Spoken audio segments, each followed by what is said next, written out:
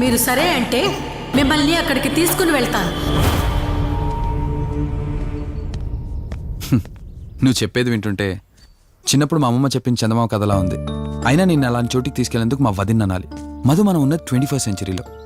ఈ కాలంలో కూడా దయ్యాలు భూతాల్ని నమ్మటం ఏంటి ఫూలిష్గా? నా కళ్ళతో చూశానని చెప్పినా నమ్మవేంటి? నేను హాస్పిటల్లో ఉండగా నన్ను ఒక నీడ వెంటాడుతోందని చెప్పాను. అది నీడ కాదు, ఆత్మ. దాని గొంతు నేను విన్నాను.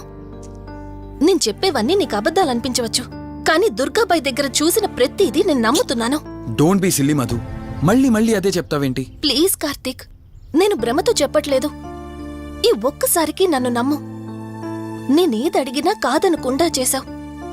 ప్లీజ్, మల్హోత్రా దగ్గరికి వెళ్దాం. సరే, నాకు నమ్మకం లేకపోయినా నీకోసం వస్తున్నా, కేవలం నీకోసం.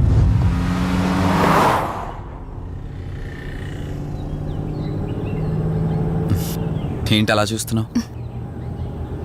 నేనెవరో ఏంటో తెలీదు, నా గతం ఏంటో తెలీదు. ఆ రోజు ప్రమాదంలో ఉంటే సేవ్ చేసి హాస్పిటల్లో అడ్మిట్ చేశావు. అంతటితో నీ బాధ్యత తీరిపోయిందనుకుని వెళ్ళిపోయి ఉండొచ్చు కదా. నువ్వు మామూలు కండిషన్లో ఉండుంటే నేను మీ ఇంట్లో వాళ్ళకి అప్పగించి ఒక కప్పు ఛాయ్ తాగి బాయ్ చెప్పి వెళ్ళిపోయేవాడిని. కానీ నేను నా కండిషన్లో చూశాక ఒంటరిగా వదలాలనిపించలేదు. నువ్విలా మాట్లాడుతుంటే చాలా బాగుంటుంది కార్తీక్, కానీ ఒకటి మాత్రం నిజం. నిన్నటి వరకు భయం వేసేది, ఈరోజు నువ్వు నా పక్కనుంటే చాలా ధైర్యంగా ఉంది. ఫస్ట్ టైం భయాన్ని పక్కన పెట్టి నీ గురించి ఆలోచిస్తే ఈ ధైర్యం జీవితాంతం కావాలనిపిస్తుంది. ఎందుకలా నవ్వుతున్నావు? కావాలనుకోవడానికి, కలిసి ఉండడానికి కావాల్సింది ధైర్యం కాదు, నమ్మకం. ఆ నమ్మకం కోసమే అడుగుతున్నాను. రేపు నాకు గతం గుర్తొస్తే ఇప్పుడున్నట్టే ఎప్పటికీ నాతో ఇలానే ఉంటావా? లైఫ్ ఒక ట్రైన్ లాంటిది. ఎక్కేవాళ్ళు ఎక్కుతూ ఉంటారు, దిగేవాళ్ళు దిగుతూ ఉంటారు. కాకపోతే మనకిష్టమైన వాళ్ళు పక్కనున్నంత వరకు లాస్ట్ స్టేషన్ వచ్చేంత వరకు దిగాలనిపించదు. ఆ ఇష్టం మన పక్కనే ఉంటే?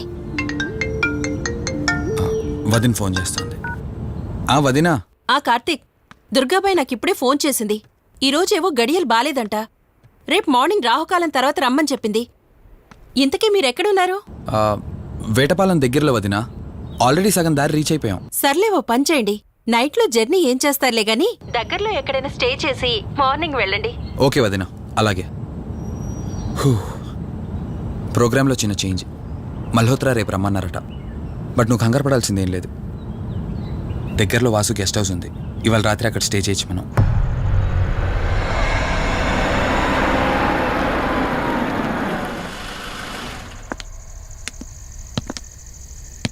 గెస్ట్ హౌస్ అంటే చిన్నదనుకున్నాను, కానీ పెద్దదే. డాక్టర్ కదా, ఆ మాత్రం సంపాదించుంటాడులే. నువ్వు ఈ రూమ్లో రెస్ట్ తీసుకో, నేను సోఫాలో పడుకుంటాను. సరే, గుడ్ నైట్. Good night.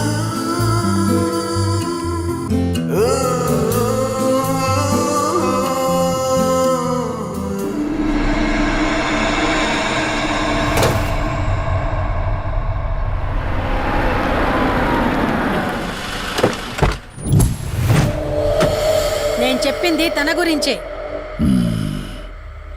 చూసా, తన చుట్టే తిరుగుతున్న ఆత్మని చూసా. ఒంటరిగా ఉండలేక, వదిలి వెళ్ళలేక నీడై వెంబడిస్తోంది. అంటే మూలా నక్షత్రం మొదటి గడియల్లో జన్మించిన వాళ్ళు కోరికలు తీరకుండా రాహుకేతువు గడియల్లో మరణిస్తే ఆత్మగా మారి భూమి మీదే తిరుగుతూ ఉంటారు. దీన్ని అంతం చేయడం అంత సులభం కాదు. మరిప్పుడేం చేద్దాం? ఇక్కడ నుండి సరిగ్గా 1 మైలు దూరాన పురాతన రావి చెట్టు ఒకటుంది. ఆ చెట్టు మొదల దగ్గర దుర్గామాత విగ్రహం ఉంటుంది. ఈ రోజు రాత్రి సరిగ్గా 11 గంటలకు అక్కడికి రండి.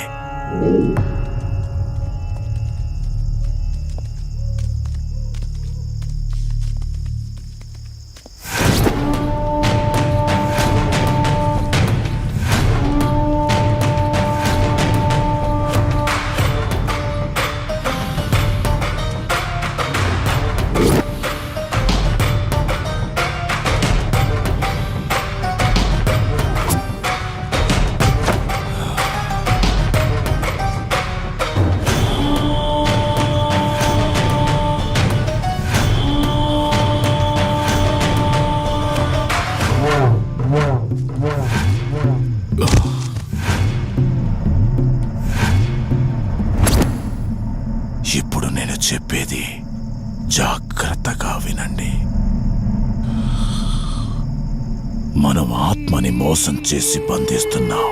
ఆత్మను ఒక్కసారి మాత్రమే మోసం చేయగలం, రెండవసారి చెయ్యలేం. ఇక్కడి నుంచి కనిపిస్తుంది, ఆ చెట్టు వెనకమే నలుగురం ఉంటాం.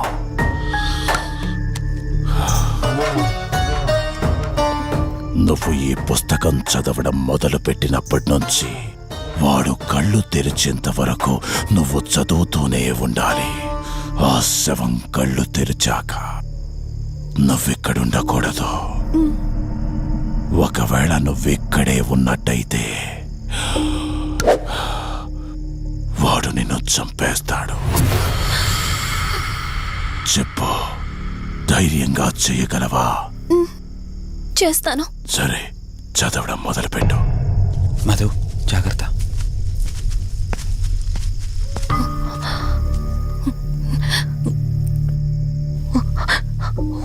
శ్రీ మే పాదు ముద్దాన జ్వాల దుక్షర మాతృక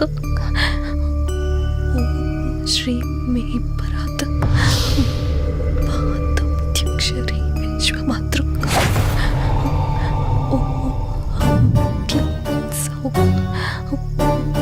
మాతృక సదేవి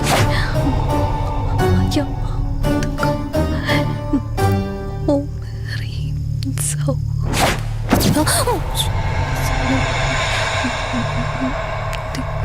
విశ్వసుందరి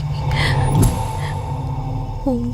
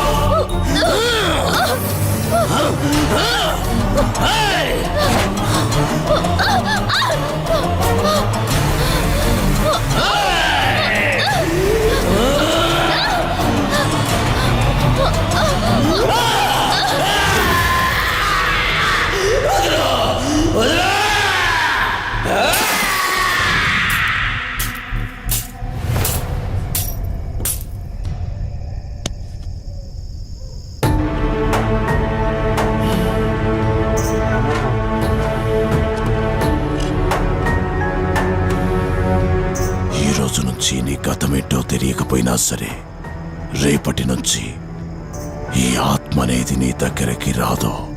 ఇది తీసుకెళ్ళి ఏదైనా పాడుపడ్డ చెరువులో వదిలేయండి.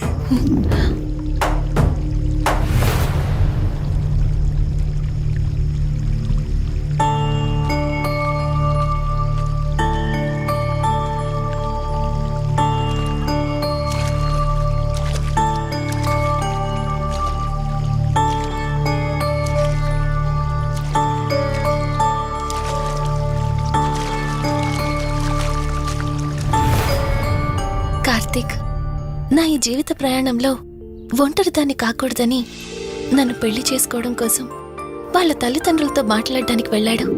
నా గత జీవితం గురించి నాకేమీ గుర్తులేదు, కానీ రాబోయే జీవితంలో అన్ని సంతోషాలే.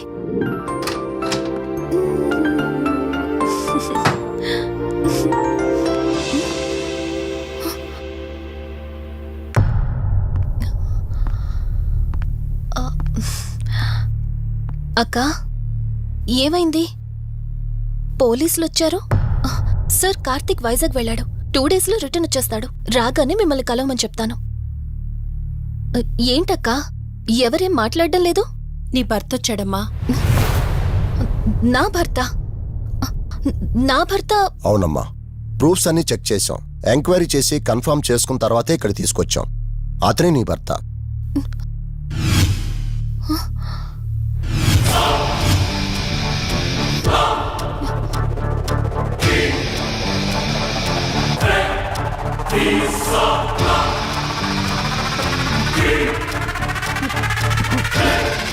మీరు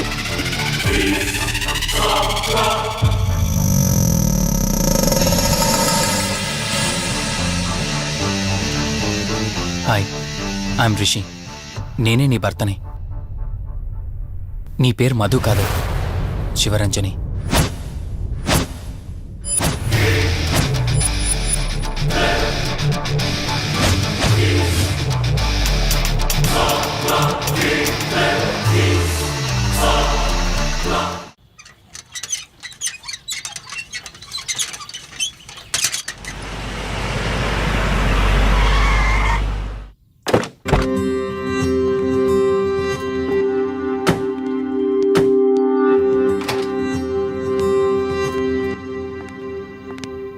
వెల్కమ్. ఇదే మన తాజ్మహల్. నీ టేస్ట్కి తగ్గట్టు నేను ఇష్టంగా కట్టించింది.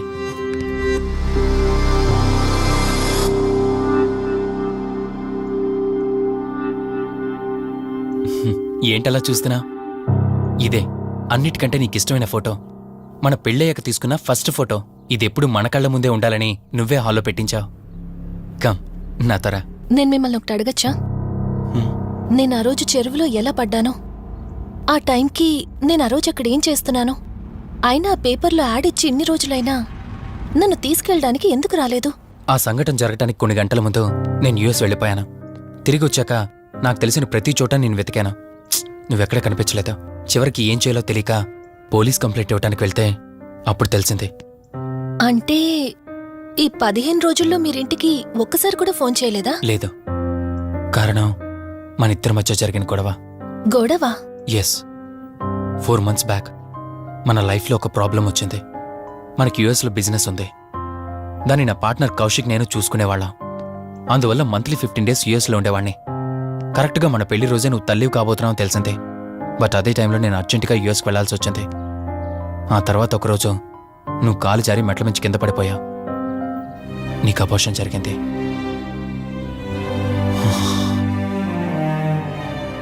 ఆ టైంలో నేను దగ్గరగా లేనని అప్పటి నుండి నువ్వు నన్ను దోషిగానే చూస్తున్నావు.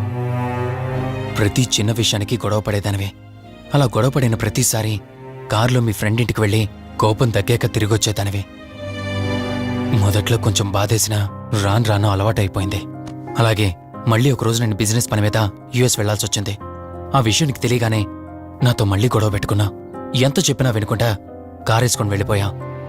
ఎప్పట్లాగే 2-3 రోజుల్లో తిరిగి వస్తాం అనుకుని నేను యుఎస్ వెళ్ళిపోయాను. తప్పు నాదే. మొదటిసారి వెళ్ళాను, నాకు పుట్టబోయే బాబు దూరం అయిపోయాడు. రెండోసారి వెళ్ళాను, నువ్వు నాకు దూరం అయ్యా. ఒకవేళ నీకేమైనా అయ్యుంటే. అందుకే యుఎస్లోనే మన బిజినెస్లని కౌశిక్ అప్పగించి వచ్చేసాను. నీకోసం, కేవలం నీకోసం. వదినా, వదినా, వదినా, ఇదిగో ఇది నీకోసమే. ఏంటి వదినా అలా చూస్తున్నావు? ఇది నేను తీసుకొచ్చింది కాదు, అమ్మ పంపించింది. అమ్మ నాన్నతో అన్ని మాట్లాడేశాను వదినా. మధు ఫోటో చూశారు, వాళ్ళకి పిచ్చి పిచ్చిగా నచ్చేసింది. కానీ పేరే బాలేదంట. పేరుదే ఉంది లేరా, పెళ్లికి ముందైనా మార్చుకోవచ్చంటుంది అమ్మ. అవును, ఇంతకు మధు ఎక్కడా? పైనుందా? మధు, మధు. మధుకి తన అసలు పేరేంటో తెలిసిపోయింది. ఆ పేరుతో పాటు తను కూడా వెళ్ళిపోయింది. ఏంటి, మధుకు అసలు పేరు తెలిసిపోయిందా? తనే వెళ్ళిపోయిందా? లేదు, నువ్వు పేపర్లో వేయించిన ఫోటో చూసి తనే తన భర్తనని చెప్పి తీసుకువెళ్ళాడు.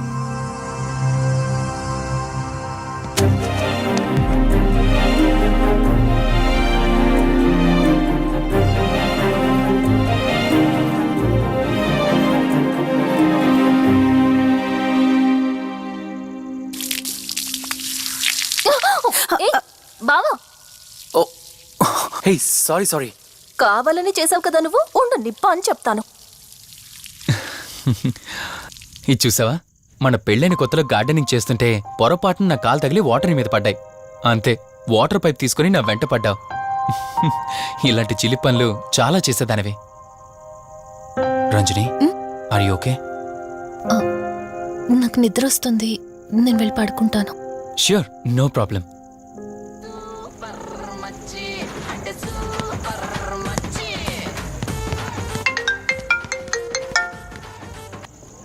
త్రీ డేస్ నుంచి ఏమైపోయాడు వీడు? హలో, కార్తీక్ ఫోన్ చేస్తుంటే స్విచ్ ఆఫ్ అని వస్తుంది, నీకు ఫోన్ చేస్తుంటే నాట్ రీచబుల్ అని వస్తుంది. ఎక్కడున్నారా? అయ్య బాబాయ్, నువ్వు నన్ను కేర్ టేకర్ గా చూసుకోమని పంపించిన అమ్మాయి నాకు చుక్కలు చూపించింది. తంతే బూరెల బుట్టలో పడ్డట్టు నేనొచ్చి డాబాలో పడ్డా. నీకు నీ హాస్పిటల్లో దండం రా బాబు. ఇంకెప్పుడు నాకు ఫోన్ చేయకు. రేపు నీ సిమ్ కార్డు కూడా మార్చేస్తున్నాను. నువ్వు ఫోన్ పడాయి. పాప్కార్న్ కావాలా నాయనా? లింగం లెక్కర లింగం ఎక్కడ? ఎత్తిన బాటిల్ దింపకుండా తాగే రికార్డు మనది. అలాంటిది 10 రూపాయలు తక్కువ అయితే బాటిల్ ఏమనంటారు నువ్వు? రే సత్తిగా, నీ బాటిల్ పగిలిపోయే టైం వచ్చేసిందిరా. ఆ లక్ష్మీదేవి ఉంది చూసా, బంజారా హిల్స్ లో ఉన్న వాళ్ళు తప్ప మాలాంటి బోరబండోని పట్టించుకోదురా. ఒక్కసారి కానీ లక్ష్మీదేవి నాకు కనిపించింది అనుకో,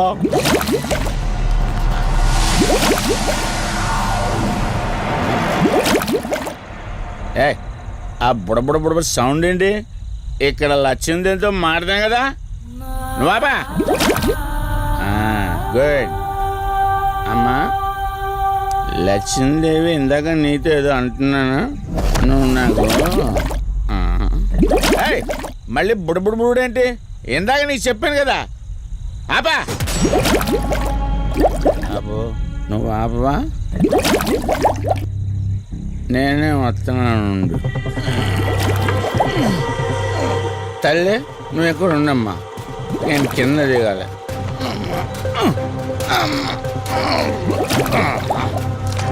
లెక్కర లింగం చెబితే ఎన్నమ్మా నువ్వు, నీ బొడబుళ్ళు నువ్వు.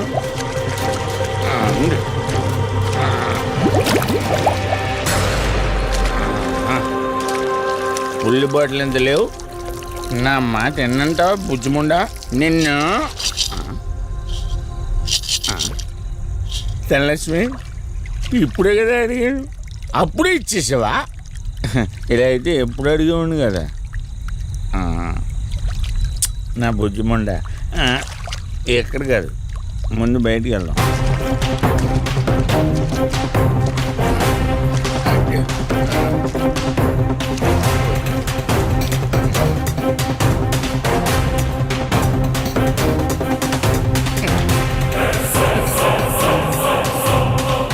రావా?